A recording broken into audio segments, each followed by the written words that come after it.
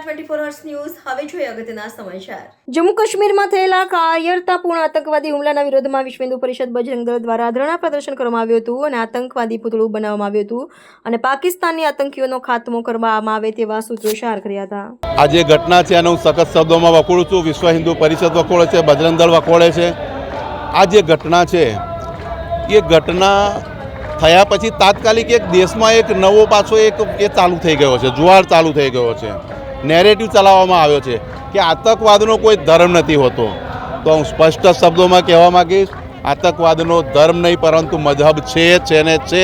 અને હર મુસ્લિમ આતંકવાદી નથી પરંતુ હર આતંકવાદી મુસ્લિમ છે।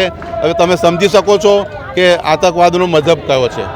જી વિષ્ણુભાઈ, જે અમિત શાહ થોડી જ ક્ષણોમાં પહોંચી ગયા।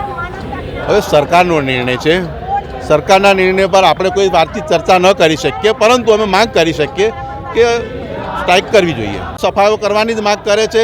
આતંકવાદનો સફાયો થવો જોઈએ કે જે રીતે કરવો પડે એ રીતે સામ દામ દંડ ભેદ, અને સરકારે ઇઝરાયલ પાસેથી લડતા શીખે। મારું તો સ્પષ્ટ સરકારને સલાહ છે। તારીખ 22ના રોજ જમ્મુ કાશ્મીરના પુલવામાની અંદર બપોરે 3 વાગે પ્રવાસીઓ ઉપર 28 જેટલા પ્રવાસીઓ ઉપર આતંકવાદીઓ દ્વારા જે નૃશંસ હત્યા કરવામાં આવી છે અને હિન્દુ ધર્મની ઓળખ કલમા પડાવીને જે કત્લ કરવામાં આવી છે એનો બજરંગ દળ વિશ્વ હિન્દુ પરિષદ સખત શબ્દની અંદર વખોડી નાખે છે અને સરકારની પાસે માગણી કરે છે કે જમ્મુ કાશ્મીરની અંદર જે આતંકવાદીઓ છે એમને ચૂની અને નેસ્ત નાબૂદ કરવામાં આવે।